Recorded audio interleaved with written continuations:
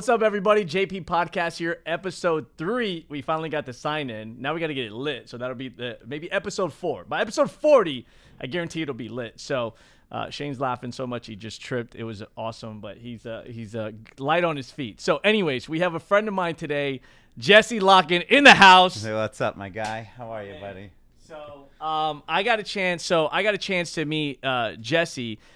Jesse Lokken, Guaranteed Rate Affinity. Yep. Correct? Yep. I got a chance to meet you through Keith. Yep. We were buying a house. So we're in California at the time. We're moving to Austin.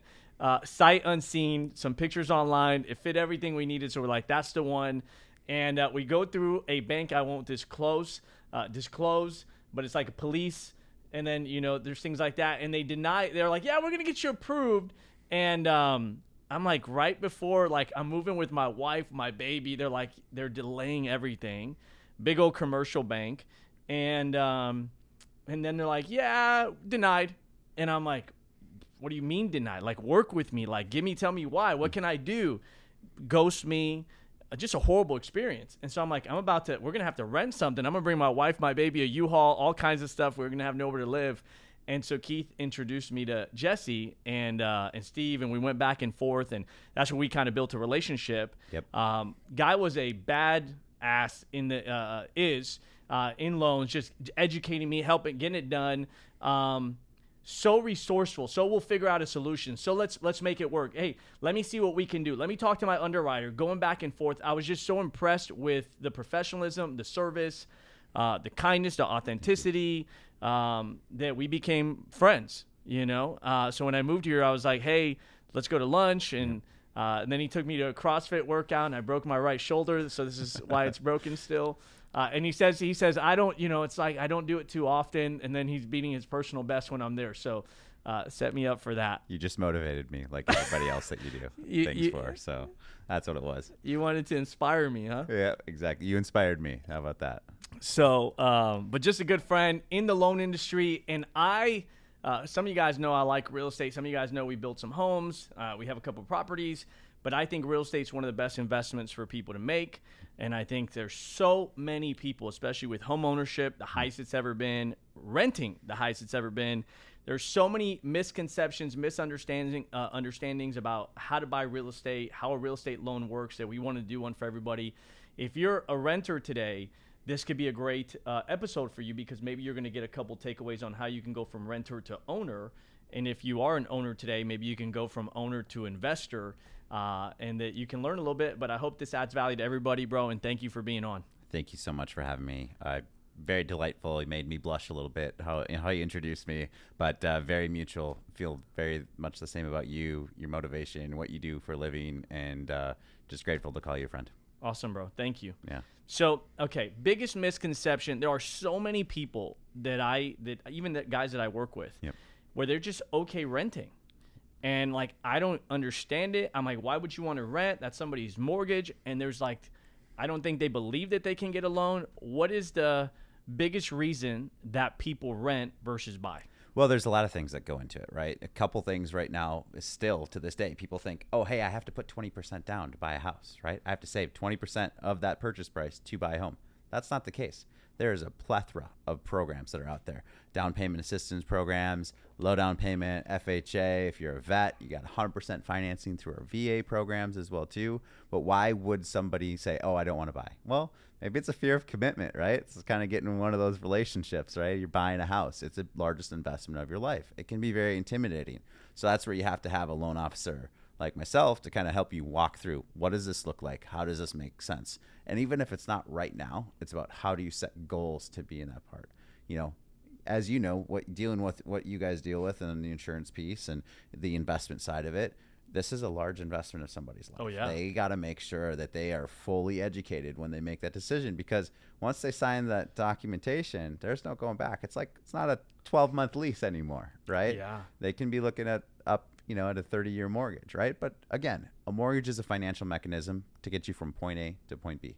Sometimes it's a Ferrari, sometimes it's a jalopy, right? Just a matter of what you need, what it gets you there, right? Okay. It's accomplish it. Get what you want to do. So would you say the two biggest reasons are, one is down payment? Down payment, money that goes along with it. And a normal down payment for a first-time home buyer, You can go 3.5%. Okay. There's 3% down programs. If you qualify for certain bond programs, there's Okay. 1% down. So what's Right. the average house in Austin right now? Oh, let's say mid 500s, right? Okay. So Right. if I 3%, 15 grand, somewhere around Yep. 15 grand. Yep. 15, starting 20 grand, call it all in for a down payment. Okay. There's different things that you can actually negotiate that just you need to get educated on, right? You can get buy down products, right? Where you can buy the rate down temporarily. You can get seller assistance to cover closing costs, right? There is bonds that you can get from the city depending on how much money that you make in certain areas that they'll actually give you to help you offset Wow. the down payment. So is right? it most people are just not having the conversation, so they're not even finding out about these programs? Correct. Or they're on the doom and gloom trail and they're WebMDing themselves to death on whatever it is online that they see, or the housing market's not great. This is a huge opportunity to buy right now. Huge. Yeah, it's like, Warren Buffett says in times of fear, Yep. Be greedy, and in times of greedy, be fearful. So Right. I've learned from doing the opposite of what I should be doing. Like the stock market's crashing and I sell, Yeah. and then when it's like crypto's the highest, I buy. So right. I've made those mistakes. 100%. So right now you think it's a good time for people to buy? Because I saw Wall Street Journal today. It said it was 7%. Yeah. I mean, You that's know? where we're floating around right now. I'll give you a John Templeton phrase, right? And the times of mass pessimism, right, is the biggest opportunity. Okay. Right? So this is where you have to be in this scenario of like, okay, everyone's doom and gloom. Well, why wouldn't you buy? Prices are suppressing a little bit. We're not in 2021 anymore where you're seeing 3% interest rates, where people are going and affording way more on what they could do and overspending, right? People didn't have a problem spending 10, 15, 20% over the asking price because like I'm locking in at 3%. Yeah. Right. So now you can actually go and negotiate, right? Okay. You can buy down products, which means you can get the rate 3% below for the first year, 2% below for the second year, 1% wow. below. So there's certain things that you can do now on a primary residence or a second home that, a temporary buy down came out in the 1970s. Everyone thinks it's a brand new product. It came out in the 1970s in double-digit inflation, reintroduced in the mid-90s, early 2000s, and then it's really making an emphasis right now because we had such a jump in interest rates that we've had so many people start coming out of the woodwork, builders, lenders, sellers. They just want to move their house. They want to move their product. And the mortgage industry is always ever elusive to actually go with the flow of where it's at. So it's a really good time to buy right now. Okay. So if, let's just say from, is there a percentage wise, like where it was at the peak before rates went high? Is it like a 10% discount right now, 20% discount? I mean, it really just depends on, in certain places, because I was in Chicago before I moved to Texas, there is no inventory, right? It is landlocked. It is, homes going, $150,000 to $200,000 over in a jumbo product. Even right now? Even right now with a 7% interest rate, because How's there is that possible? no inventory. Well, COVID, right? A lot of people moved from certain places to places where maybe a little bit open, and now their jobs are calling them back, right, to where it was. And people came in and rates were 3%, and everyone was buying these houses and left and right. Me being an investor, I bought a lot of houses during that period of time because money was cheap, right? Why wouldn't you? And now you're going back into it like, well, I don't have a place to live, right? You're starting to see rents like peak right now, right? Rents why would are, yeah, they're soaring. And why would you want to go do that when you can actually get yourself in an equity position, right? To actually build something for yourself. The other part is rates will go down. They have to. Our economy cannot sustain right now where things are at. Can I tell you when? If I did, I love you, but I'd probably be on a yacht in the Caribbean right now, with my crystal ball saying, hey, rates are going to go down. But there's a huge opportunity for people to buy right now and actually negotiate where there wasn't, say, 18 months, 24 months ago. And for the people that say like rates are probably not going to go down because they're like, we think that it's going to go back to 2-3% because that's what a lot of people knew. But you go back and they do the whole historical chart and they're like, no, on average it is 5-6% is normal. Yep, exactly. So and is it going to? Do you think it's really going to go down, or is this like the new? Is this a new rate? No, I wholeheartedly believe it will because one, we're in an election year right now. Doesn't matter if you look at the history of the mortgage-backed securities, right? Every time it's Q3, right, that's when they start. Usually, a good indicator of rates are going down. And this is not to be political one way or another. This is saying is, okay, the party, the incumbent is going to say, oh, we're just getting started, or what's happening. This is what we're doing. There's always a little uncertainty, right? Or, going into Q1, if the incumbent doesn't stay, right, and the new party comes in, their biggest consumer confidence rating is that first Tuesday in April, Q1. They accomplished majority of their fiscal policies, which in Q1. So that's my little bit of my history nerd self in regards to mortgage-backed securities. But so there's a good indicator right now. For somebody that doesn't know what a mortgage-backed security is, I know it's what the interest rates are tied to, right? Everyone will say, oh, the 10-year treasury, like if bonds are selling off, right? That doesn't mean that's a good thing. That means things tend to actually go up in an opposite direction where rates tend to go higher, right? And if bonds are not selling, then things start to compress and go a little bit lower from an interest rate perspective. So it's just a matter of watching the swings. 10-year treasury is a good indicator of what a bond is, but another one to look at is be the MBS, mortgage-backed security market. Okay. Yep. Okay. So let's say I'm like, hey, I didn't understand anything Jesse said right now, but I think it's a good time to buy. Call me. Okay. I think it's I want to buy. I think I need a lot of money. I don't even know if I qualify. Where does somebody start? Yep.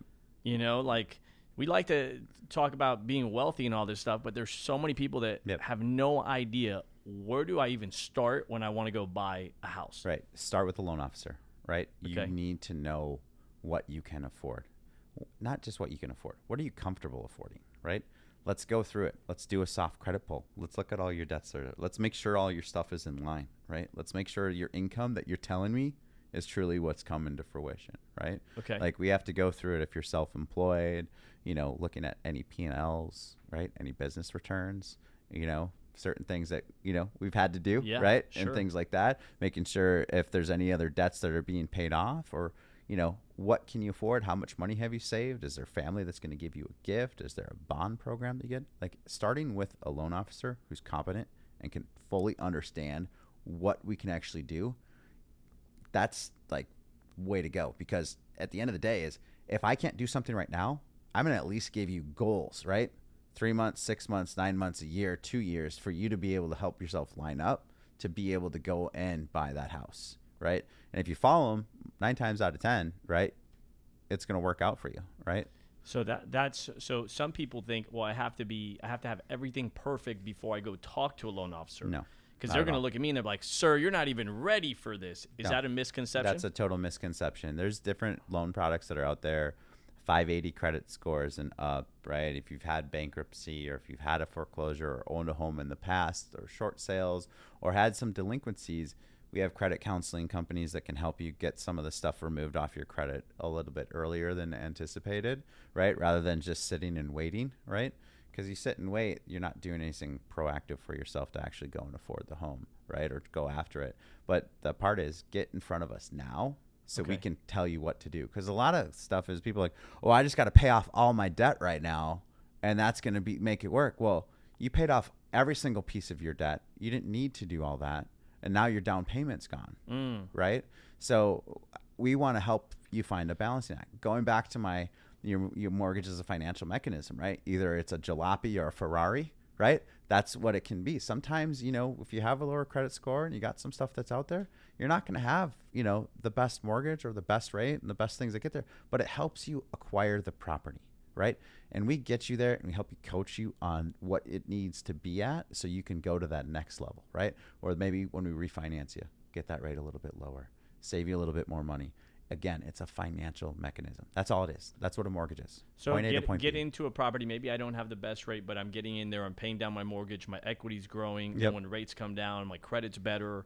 Potentially tax deductibility in regards to, you know, mortgage interest, depending on what you file, how things come through. Obviously, talk to your CPA about that, right? Don't want to give those that advice, but there's so many things for you to have as a homeownership. It's a wealth tool for you, your future, and your family. Is there anything I shouldn't do before I'm about to buy? Don't run your credit 1,700 times for different things, right? Okay. So don't go, hey, I'm going to buy a new car. I'm going to get a new credit card. I'm going to take out a student loan, and then I'm going to go apply for a mortgage. Right? When you apply for a mortgage, we give a list out that says do not do. Don't transfer your money like it's a second job, right? Ping pong balling it from account to account to account. Don't run your credit for anything that's going on like that. Don't sign on any promissory notes or any big purchases that are out there for you as well too. keep credit cards. Obviously, if you can keep them below 30%, that's the ideal situation for you to be in the maximum score of your actual credit score. Okay. But if you pay it off every month, it shouldn't reflect poorly on you as well either. So. Okay, so don't take on. What I heard from that was don't take on like new debt right before you go buy too, because I think what people do is they buy a car. Yep. And then they'll want to go buy a home. Yep. And I remember when I was trying to buy a home for my parents, Yep. I was talking to a loan officer, Rosie, in California, and I said, "Hey, I need to buy a new car." Yep. And she's like, "Don't buy that car right now before you get your parents' loan, because it was a home for my parents. I was going to live in it with them and then eventually give it to them, and that's what we did. But I ended up financing a car. My grandmother at the time, it was a long story, but my grandmother at the time financed a car. Yep. I took care of the payment because it was like an $800 payment. Yep.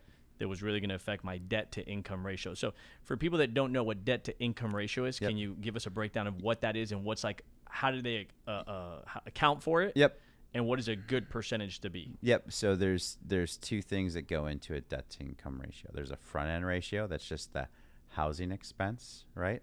Divided by your gross monthly income. Okay. So give me an example. So let's just say, for example, you have a housing expense of $2,500. Okay. Right. And that includes his principal and interest, taxes, insurance, right?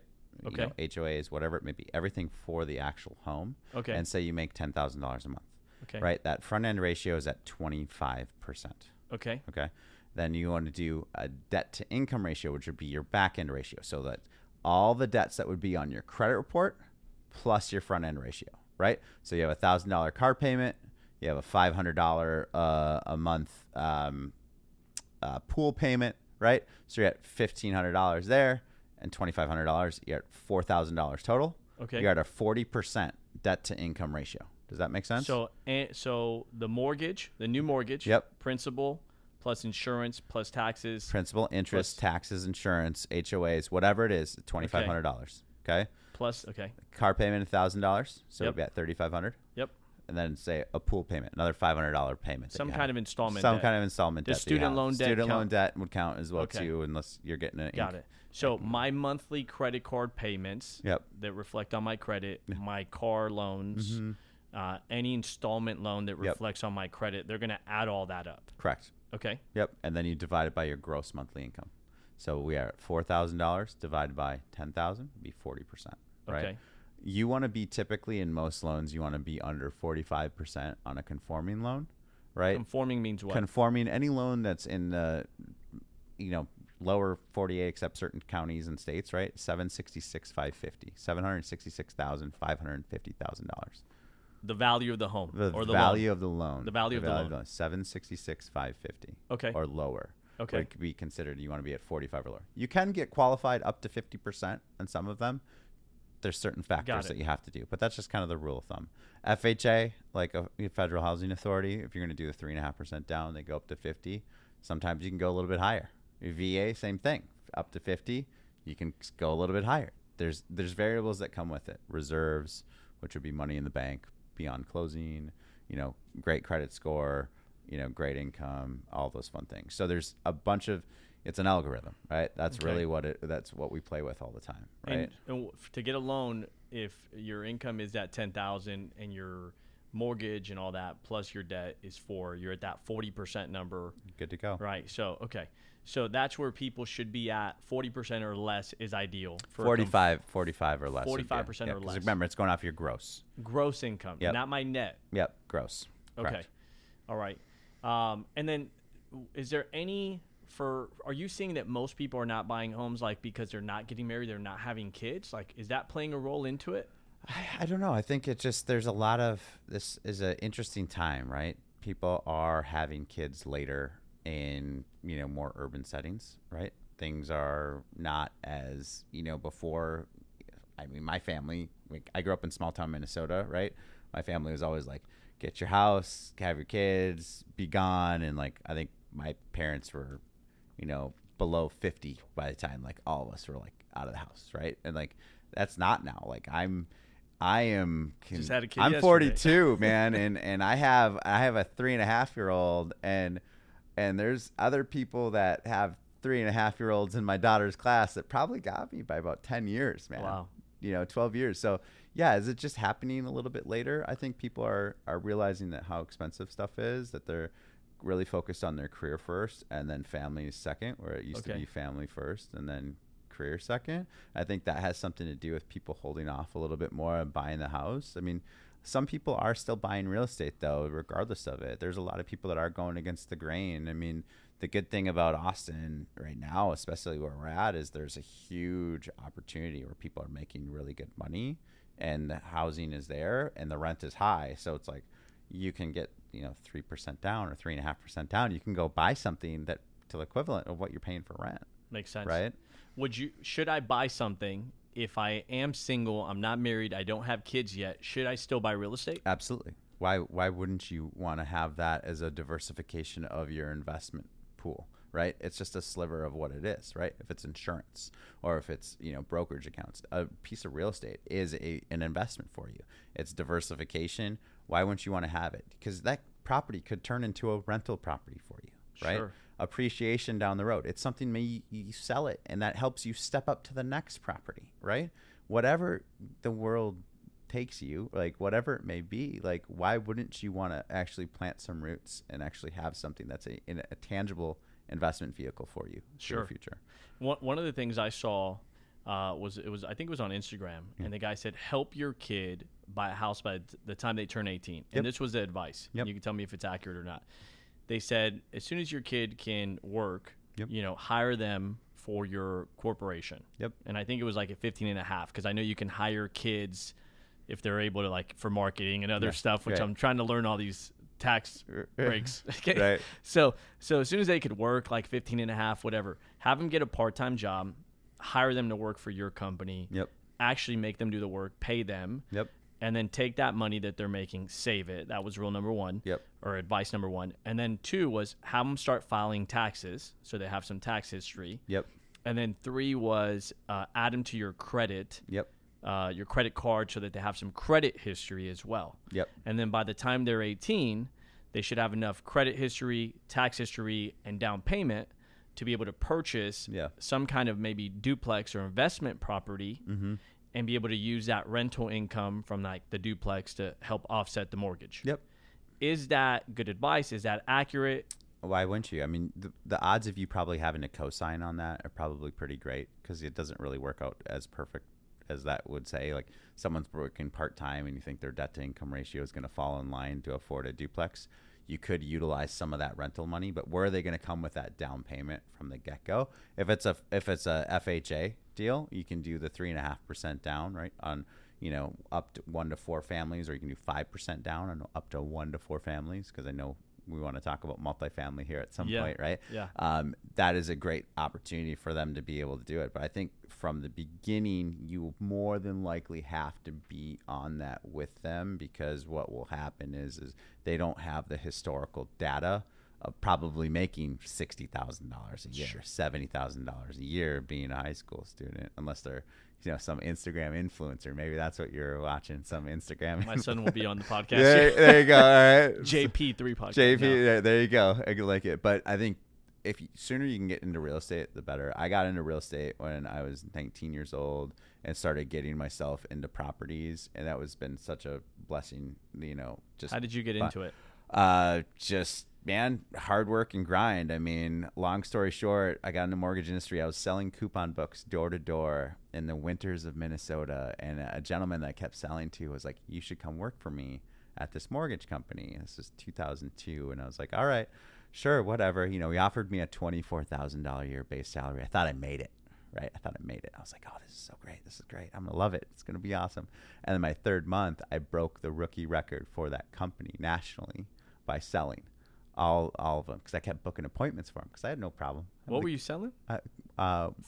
Mortgages. Oh, you were okay. So he recruited you. I went to work for him. Mortgages. I was selling coupon books. Got it. And he was. And I went to work for him. Okay, got it. And then I started selling mortgages. Okay. And at 19. At 19 years old, no idea. I didn't even know I didn't know how to spell mortgage. Like, I didn't know what it was. But you broke the record in month 3. By month 3. Okay. So it's just one of those things where, like, if you can kind of connect with something and connect with people and kind of help coach them, it was great. And then that's what I got into. So that's where I had that influx of cash, making some good money, right? And I was like, all right, let's go put this into some real estate, right? And then that's where it kind of like kept spiraling and kept going in a really good direction.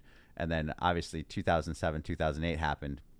You know, things were still good on my end. I was lucky to get out of some damage control, and then, you know, started to go back a little bit heavier into it in 2009, 2010 when I lived in Chicago and got a lot of stuff going there. So we got quite a few properties as well. So we can, you know, I know you've been chomping at the bit to talk about this multifamily stuff. But I want to ask you questions there. So yeah. So okay, so before we transition, for a person first time on buying, should I buy, you know, people that are new, that are considering buying real estate? You have all these different podcasts that are talking about it, and, you know, they'll say buy a duplex, you know, live in one, rent the other.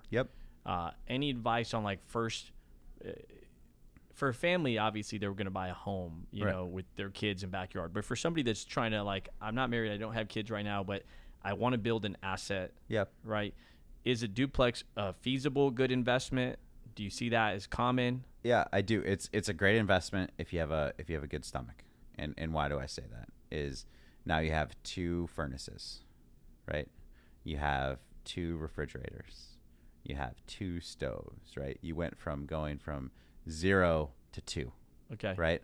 So think about that. So if stuff happens, that can obviously go into your income that you'd be making off this property.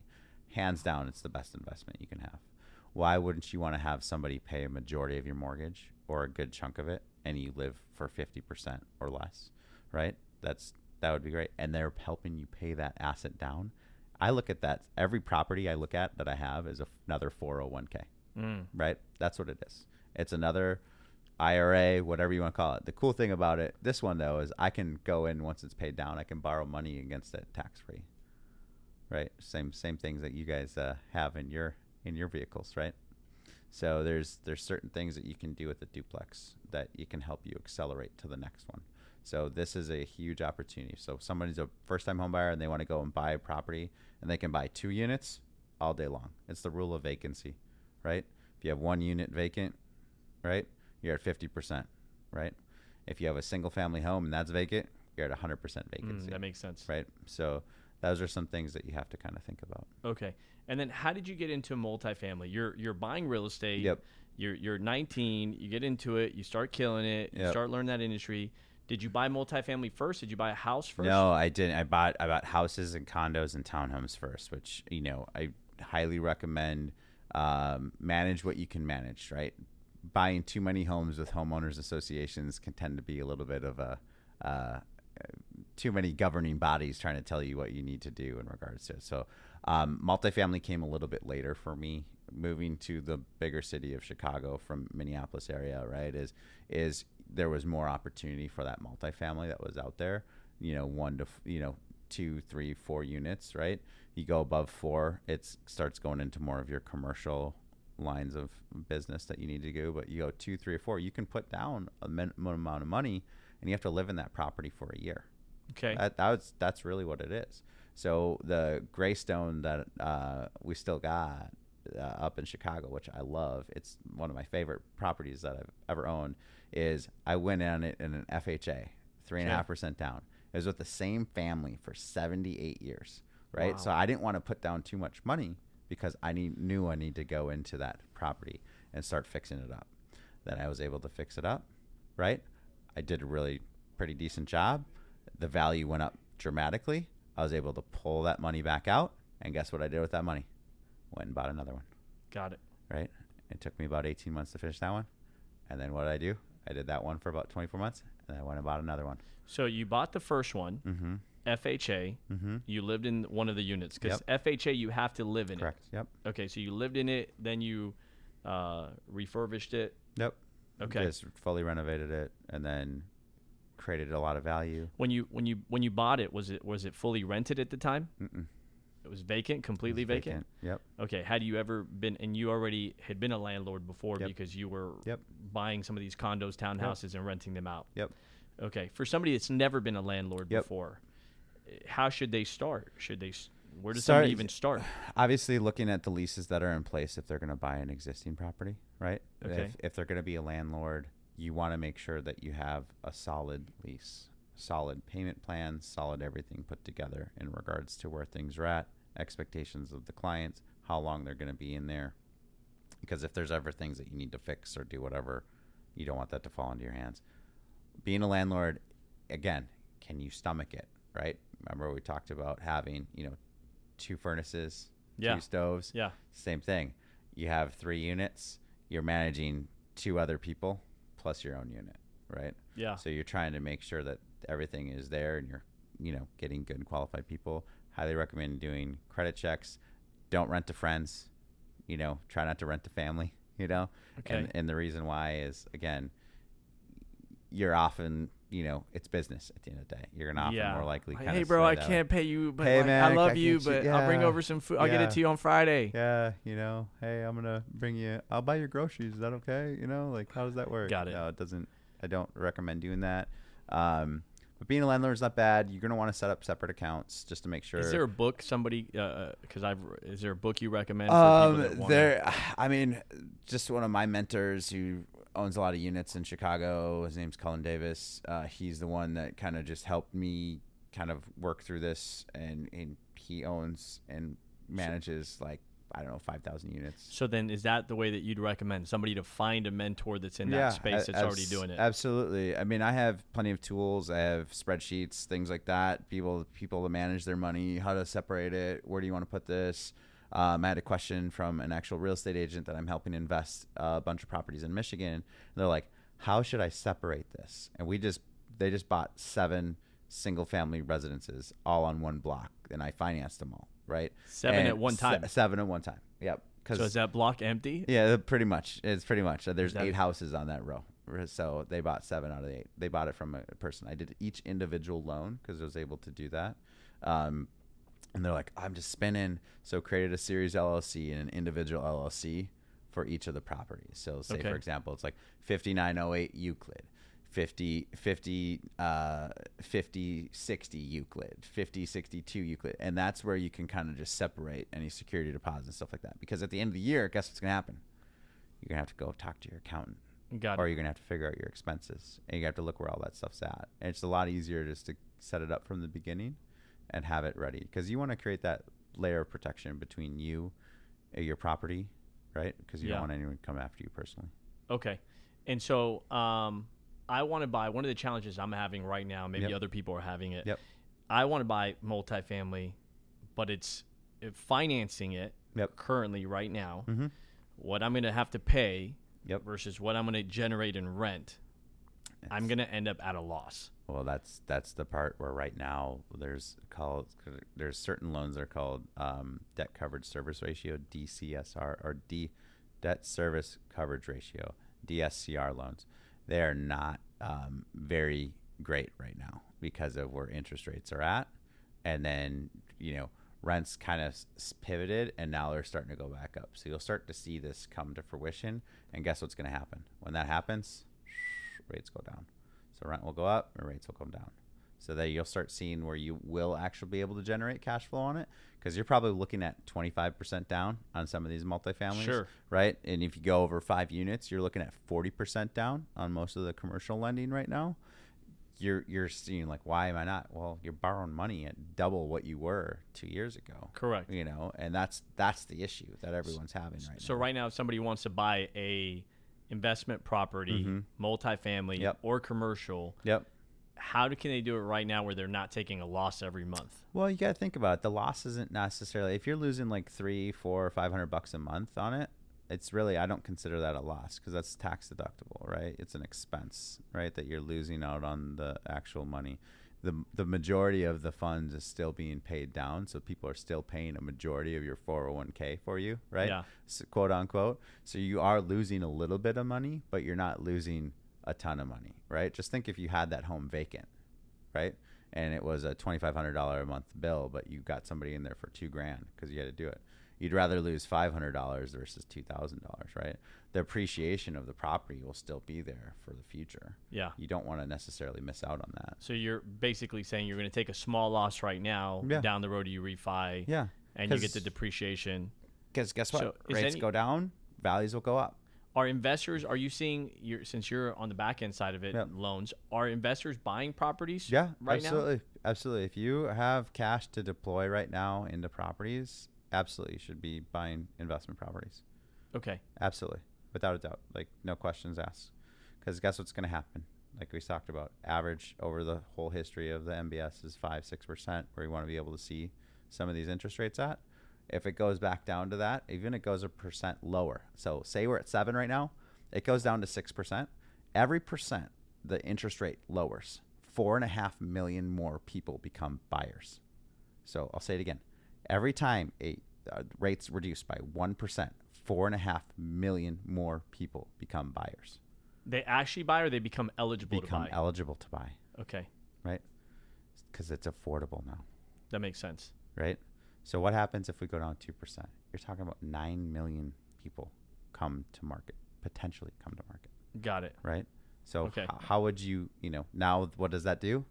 Competitive situations, going over, maybe overpaying for it, hopefully generating some income. You might be in the same situation, right? So real estate always wins. Ask your buddy Warren Buffett. Okay. All right. Next question. Okay. Let's transition to real estate industry as a loan professional. Yep. So how has what's gone on with rates affected your industry, income, things like that? You don't got to be specific on numbers, but how are you being affected by the mortgage, the rate industry? I mean, we're down about 30% from 2021 to 22, 23, about 30%, which is pretty standard right now across the board. Some people are down 70%. The part is everyone got scared. We got used to a lower interest rate environment where you could go do it, and it was kind of shooting fish in a barrel, right? We were able to refinance people, and we were able to do purchases, right, at really low interest rates. Well, now interest rates went up. All these people are at 3%. I'm not refinancing, right? Correct. So you have a big chunk of your business is no longer being utilized as much anymore. What percentage of your business during that time was refi versus new purchase? I'd say 70% purchase and about 30% refinance. Okay, so those that were more refinance and purchase were hit harder. Yeah, correct. Yep. So that's why you're seeing a different level of certain loan officers, and it's just there's been mass attrition across the U.S. in our industry right now. There was like over 200,000 loan officers. I want to say the end of Q3 of 2023. Now we're down to about 80,000. Just the report of end of Q1 of 2024. Say that again. So is that in Austin? No, that's nationally. Nationally? So what happened? There's about 120,000 less loan officers in the United States now. How many total loan officers? Do you know? There was about 200,000. There's about 80,000 nationally right now. Okay, so there was around 200,000 loan officers in the United States. Yep. And now there's around 80,000. Yep. That's 120,000 left the industry. Mm-hmm. They didn't renew their. What does that even mean? They're not renewing their license. Okay. So the average age of a loan officer, believe it or not, in 2023 was like 54 years old. Get out of here. Mm-hmm. So it can spur you to your next question. What is AI doing for your industry? We're gonna get there in a sec. So what did most of them? Do you have friends that left the mortgage industry? Yeah, absolutely. And what did they go? Completely doing something else. What did they do? Selling software, doing whatever. I mean, loan officers, we're problem solvers. That's what we are. That's our job. Sure. At the end of the day, we solve problems. We manage chaos. We manage 2 real estate agents, depending on the state, 2 attorneys, title, appraisals, underwriting, processing, getting pinged. And that's just one file, right? So like if you have 30 or 40 files, like you're busy, right? You're always on. So they can handle, pretty much anything. So I have a friend of mine who went and got out of the industry and opened up a bunch of Chicago hot dog stands, and he's doing very well with it, like successful. It's pretty funny how that works. The economy doesn't affect hot dogs, bro. No, it doesn't. Actually, or pizza. Yeah, our pizza. Correct. Yes. So I need to open some pizza restaurants. there you go. Okay. I might know somebody. Yeah. So, okay, how has AI affected your industry, or has it, or do you see it affecting your industry? I think it's going to start off with a bunch of maybe a little bit of misinformation on it. And the reason why I think most licensed industries like mine or real estate will have challenges coming up going forward. And why is that? There's a gentleman that's in my neighborhood who is working on all these AI licensing deals for media platforms, right? So their media is not being utilized. I think, I'm like, if that's happening, more than likely this is going to happen further. Because again, we've had Google for so long, right? Now AI is just the easier, like, Google, give me a quick answer and be a little bit more in depth of what I want, right? People would WebMD themselves to death on mortgages, right? And either scare them off or think they know everything or go forward with stuff and not. AI kind of still gives you that same baseline, but it's a little bit more intelligent, right? On how it words it and how, eloquent it is in regards to it. There's some things that a lot of people in my industry ask AI something and they set it up on Canva, like all the other industries, and post it up all over the place, right? And some of it's legit. I think it's going to be hard for it to keep with the ever-changing products and programs that are out there, and I think that's where we'll still be relevant. But I don't fully think we'll be a vending machine yet for mortgages. Okay. I think loan officers are still, because everyone's situation is totally different, right? It's very unique. Everyone's financial situation, credit score. I mean, you change one thing on the algorithm of what it is for somebody to qualify for a loan, right? Credit, down payment, loan product, right? Property type, lock time frame. That depicts, what your interest rate is, right? So if you think about it as, then I have to go into, hey, what's your income, right? Well, I own this property. I have these 2 LLCs. I'm actually part of an S Corp, right? And then I also get a W-2 from this company, and I'm on the board for that one, right? There's stuff that AI won't be able to actually solve for you. Do you guys do that right now? Like, is there AI underwriting? There is not AI underwriting that we have at my account. Yeah. Ready? Business idea. Ready? Let's go. Yeah. There is AUS, which is an automated underwriting approval. Okay. So that's a really simple tool that Fannie and Freddie Mac, who are the big dogs that run majority of our loan programs for us, kind of help you with. But AI will be interesting to see. I'm more interested to see what AI is going to hold over this next 6 months. I'm going to be interviewing a robot. Yeah. I'll be like, so tell me, how's it like being a robot? Yes. How does it feel?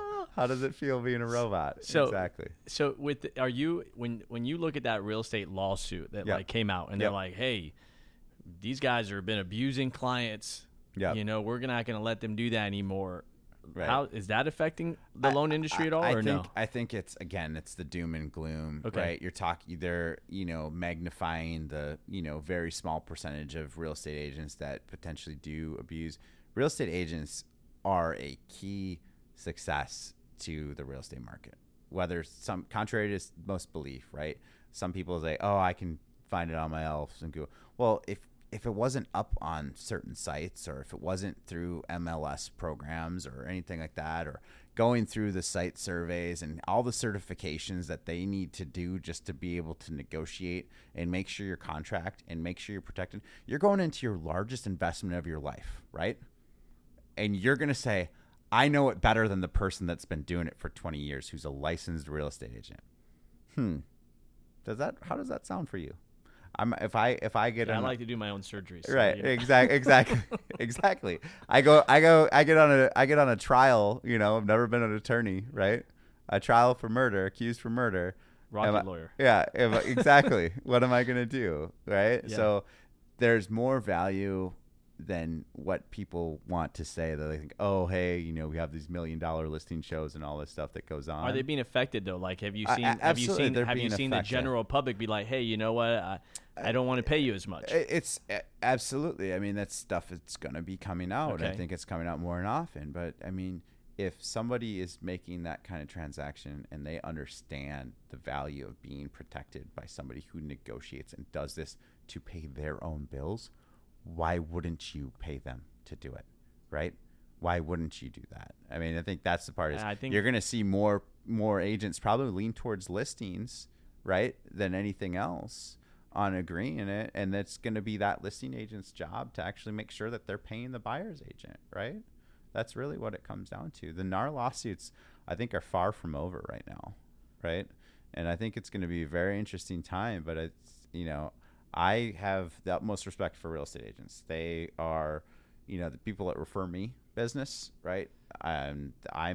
Do you get majority of your business referred through real estate agents? Real estate agents, financial advisors, CPAs, HR generalists, past clients, neighbors, friends, family. Yeah. Okay. Yeah. All right. And what do you think has made you, because I know what I like about talking to you. Yeah. What is it? What is it? What is I it? can tell you. What do you think's made you a successful loan officer? Because you've, and I'm not going to talk about your income, but you've made 7 figures in the industry. Yep. What's made you a successful loan officer?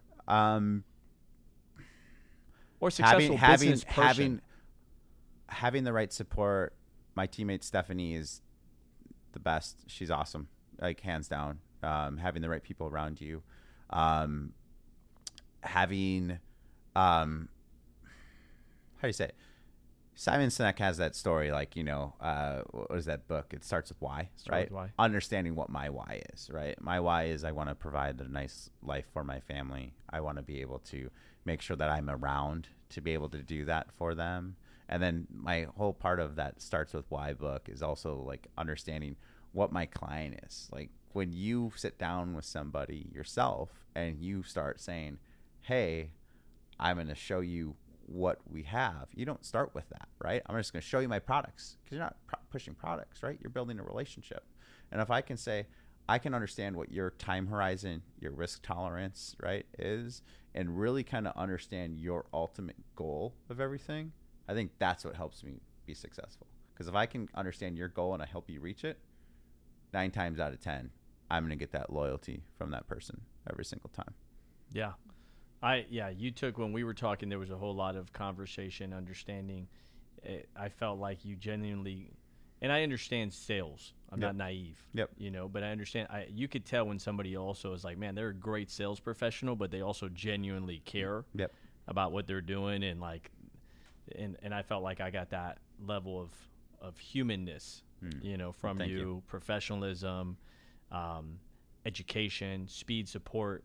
I felt like, it mattered to you. And obviously I know, like, we live off commission, that's how I take care of that's how I buy groceries, how I pay for our health insurance, it's, so you got to take care of your clients like that. So I think you're great at that. It's been awesome having you on today, man. Thank you, brother. I appreciate it. Yes. We'll have to do a part 2 live when you help me buy some commercial real estate here. Yeah, let's make sure we have some hard hats on. We'll go out there. That would be great. That'd be great. So if somebody wants to get a hold of you, ask you questions, maybe they're considering buying a home, maybe they're even a year out from that process, but they're getting ready for it. How can they get a hold of you? You can get a hold of me at you can call me on my cell or text anytime. It's Chicago area code 312-285-6136. Or you can email me at Jesse, Jesse, .Lokken @GRA rate. So that's GRARATE.com. Or visit my website, jesselokken.com. Okay, we'll put all that. We didn't want you to have to spell it. My bad. We're going to give you a spelling contest now. No. But thank you for coming, man. It's been awesome. Appreciate you. I think that. Thank you so much for this. Yeah, no, I think there are so many people that would benefit from buying real estate, and they're generationally, they don't think that they can, hey, I grew up in an apartment my whole life. And it's such a freaking poverty mindset. And it's not against their mom or dad or family. They didn't know necessarily better. But I think there are so many people today that are just ignorant. And when I say ignorant, they're ignoring, opportunities that are out there because they think I'm too far away. I got to have it all put together. They're not going to want, like most financial advisors today from big high-end firms, they don't want to talk to people that have less than $250,000 to invest. Correct. So there's that limiting belief that I'll sit with clients like, oh, I don't have enough to invest, or how much is this going to cost me? Where they're worried, and that stops them from even inquiring or even looking. Yeah. So I highly recommend people to reach out to Jesse and say, hey, you know what? I'm thinking about buying something. I'm a renter right now. I'm spending $2,000 a month, $3,000 a month, whatever it is. I want to go from renter to owner. What do I need to do to position myself to be able to do that? Yeah. And that may be making extra income. You know, we recruit a lot of agents to the insurance industry because they want to make extra income because they want to buy real estate and they want to be investors. Yep. You know, so sometimes it's extra income. It may be paying down a debt, but having the advice from somebody that can literally analyze your situation, that's an expert, I think is super valuable. So thank you, brother. Absolutely, man. Thank you, bro. Appreciate it. Hope you guys enjoyed. If you guys have questions or comments, please reach out. Let us know what you'd like to see next. If you have anything that you want to learn about, we love to learn. So maybe we can invite somebody on that you want to learn from as well here locally in Austin, or a topic that you want to learn. But thank you for your time. I hope you got value from it. We'll see you on the next episode, everybody. Take care.